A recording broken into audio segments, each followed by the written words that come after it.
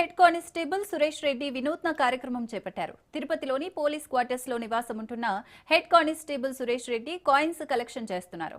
Coin collection ను హాబీగా మార్చుకున్న ఆయన సరికొత్త ఆలోచనలతో రికార్డు నెలకొల్పడానికి ముందుకు సాగుతున్నారు. గణతంత్ర దినోత్సవం సందర్భంగా వినూత్న కార్యక్రమం చేపట్టిన సురేష్ రెడ్డితో మా ప్రతినిధి నారాయణ ఫేస్ టు ఫేస్.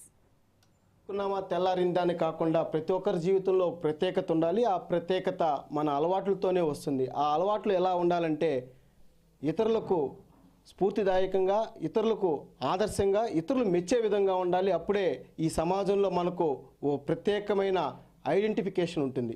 ఆ ఐడెంటిఫికేషన్ రావాలంటే ప్రతి ఒక్కరూ వారి యొక్క ఖాళీ సమయాన్ని వృధా చేయకుండా ఏదో ఒక అలవాటును వ్యాపకంగా చేసుకుని ఆ వ్యాపకం ద్వారా వారు ముందుకు సాగినట్లయితే ఆ యొక్క హాబీనే వారికి ఈ సమాజంలో ప్రత్యేక గుర్తింపును తెస్తుందనడానికి నిదర్శనంగా తిరుపతిలోని హెడ్ కానిస్టేబుల్గా విధులు నిర్వహిస్తున్న సురేష్ రెడ్డి ఈ తరం యువతకు, విద్యార్థులకు ఆదర్శంగా నిలుస్తున్నారు.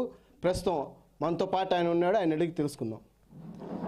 సార్ చెప్పండి, మీరు ఈ యొక్క 77వ గణతంత్ర దినోత్సవాన్ని పురస్కరించుకొని సుమారు 12 అడుగుల ఎత్తు, 48 అడుగుల పొడుగుతో 450 కేజీల బరువైన ఒక జాతీయ జెండాని కేవలం పావల బిళ్ళలతో తయారు చేశారు.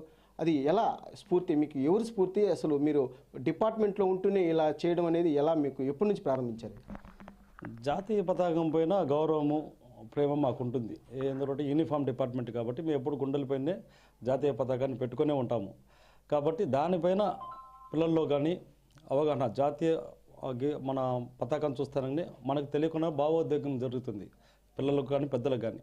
అది 3 రోజులు కాకుండా సంవత్సరం పొడుగునా ఉండాలంటే ఎలా ఉండాలి అనే దానికి ఒక మాలో ఉండేటువంటి ఒక ఎమోషన్ నేను అందులో చూపించాను.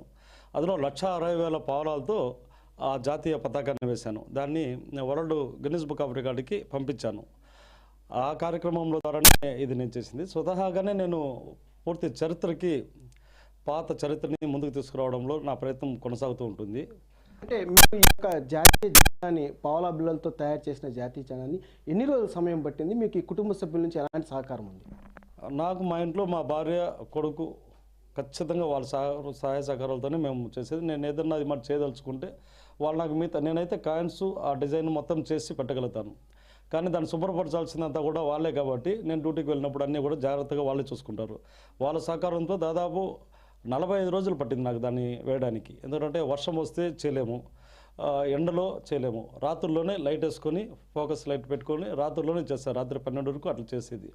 రోజుకి కనీసం 4 నుంచి 6 గంటల సేపు చేస్తే తప్ప నేను దాన్ని పూర్తి చేయలేకపోయినాను. ఇప్పుడు బాగా చాలా సంతోషంగా ఉంది. నా జెండా నా చేతిలో ఉంది. 1.5 నెల 45 రోజులు పట్టింది సార్. దాదాపు 1,60,000 పావులాలు, 450 కేజీలతో 12 అడుగులు పొడవు, 42 అడుగుల వెడల్పు ఫ్లెక్సీ వేసి కింద అది గ్రీన్ మనకు కలవాలి, నాణ్యాల ముందు కనిపిస్తుంది, జెండా కనబడుతుంది కాబట్టి ఆ జెండాను ముందుగా ఫ్లెక్సీ తీసుకొని దాన్ని 6 భాగాలుగా డివైడ్ చేసుకొని ఒక్కొక్క భాగం ఒకటోటి అయిన తర్వాత మళ్ళీ తీసుకొచ్చి జత చేసుకుంటూ దాన్ని చేశాను. కాబట్టి 1.5 నెల పట్టింది. అంటే మీకు ఈ ఆలోచన ఎలా వచ్చింది? అంటే గతంలో ఎప్పుడైనా చేశారా? అంటే ఈ యొక్క కాయిన్స్ కలెక్షన్ మీకు ఎలా హాబీ మీకు అలవాటైంది? సరే, దీన్ని గతంలో ఒకసారి 60,000 పెట్టి చేశాను. ఇట్లా ఔత్సాహికులందరూ కూడా దాన్ని ఇంకా పెద్ద చేస్తే బాగుంటుందని నన్ను ప్రోత్సహించడం వల్ల 1,60,000తో చేశాను. ఈ యొక్క నాణ్యాలను సేకరించడం తనకి ఎంతో సంతృప్తిని ఇస్తుందని చెప్పి, అదేవిధంగా తన కుటుంబ సభ్యులు కానీ, అదేవిధంగా తన శాఖలో ఉన్న అధికారులు కూడా తనకు సంపూర్ణంగా సహకరిస్తున్నారు. కాబట్టే తాను ఈ యొక్క కాయిన్ కలెక్షన్లను కూడా ఒక వ్యాపకంగా చేసుకొని సమాజంలో తనకంటూ ఒక గుర్తింపును తెచ్చుకుంటున్నానని చెప్పి సురేష్ రెడ్డి చెప్తున్నారు. భవిష్యత్తులో కూడా లిమ్కా బుక్ ఆఫ్ రికార్డు, అదేవిధంగా గిన్నిస్ బుక్ ఆఫ్ రికార్డులో కూడా ఆయన చోటు సంపాదించాలని చెప్పి కూడా ఇక్కడ ఉన్న స్థానికులు కూడా కోరుకుంటున్నారు.